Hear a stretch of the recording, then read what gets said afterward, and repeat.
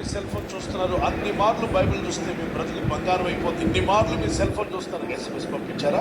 Message వచ్చిందా? Facebook ఉందా? మొహం బుక్లు ఏమైనా పంపించారా? మొహాలు ఏమైనా డౌన్లోడ్ అయ్యాయా? మొహాలను అప్లోడ్ చేయాలా? తర్వాత వాట్సాప్ ఏమైనా వచ్చిందా? ఎన్ని మార్లు ఎక్కడుంది నా ఫోన్? ఫోన్ ఎక్కడ? నా ఫోన్ ఎక్కడ? నా ఫోన్ ఎక్కడ? బ్యాగ్లో ఉందా? వెనుకుందా? సీట్ మీద ఉందా? మాటికి ఫోన్ ఎత్తుకుంటూ ఫోన్ దగ్గర ఉండేలా చూసుకుంటూ ఫోన్ పైకి కిందకి చూస్తూ దాని లోపల ఛార్జింగ్ పెట్టామా లేదా? ఫుల్ ఛార్జింగ్ ఉందా? తక్కువ ఛార్జింగ్ ఉందా? మరి బిల్ అయిపోతుందా? ఇంటర్నెట్ ఆగిపోతుందా? దానికి ఏమైనా బిల్లు కొట్టాలంటే కొట్టడం ఎప్పుడు? అన్ని విధాలుగా బైబిల్ ప్రతి భక్తుడు పట్టుకుంటే సెల్ ఫోన్ లాగా ఒక నెల రోజులు కంటిన్యూగా బైబిల్ పట్టుకుని సెల్ ఫోన్ ప్లేస్ లో బైబిల్ ఉందా? దేవుడు ఏమైనా మెసేజ్ పంపించాడా? దేవుడు నాతో మాట్లాడుతున్నాడా? ప్రార్థన చేస్తున్నాడు. ఎక్కడ నా బైబిల్ ఏంటి? నా బైబిల్ కనబడలేదు. నా బైబిల్ చదవాలి, నేను ప్రార్థన చేసుకోవాలనుకుంటే మీ బ్రతుకు అద్భుతంగా దీవించబడుతుంది. బలంగా వాడబడతారు. గొప్ప ఆత్మీయ కార్యాలు జరుగుతాయి. కానీ చాలా మంది ఆ పని చేయట్లేదు.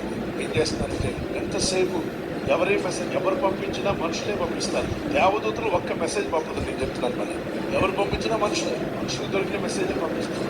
కానీ ఇక్కడ అద్భుతమైన పరలోక తండ్రి ఆల్రెడీ అద్భుతమైన మెసేజ్ పెట్టాడు. ఈ బైబిల్ ఎన్ని మార్లు చదివినా ఇది కొత్తగా ఉంటుంది. మీరు వాట్సాప్లో ఒకసారి చూసిన మెసేజ్ మళ్ళా వస్తాయి. చూసింది అవునా కాదు? ఒకసారి చూస్తున్నప్పుడు వీడియో కానీ ఫోటో కానీ చూసిన వెంటనే చూసిందే అని తెలియగానే ఏం చేస్తారు? కొందరైతే డౌన్లోడ్ కూడా చేయండి.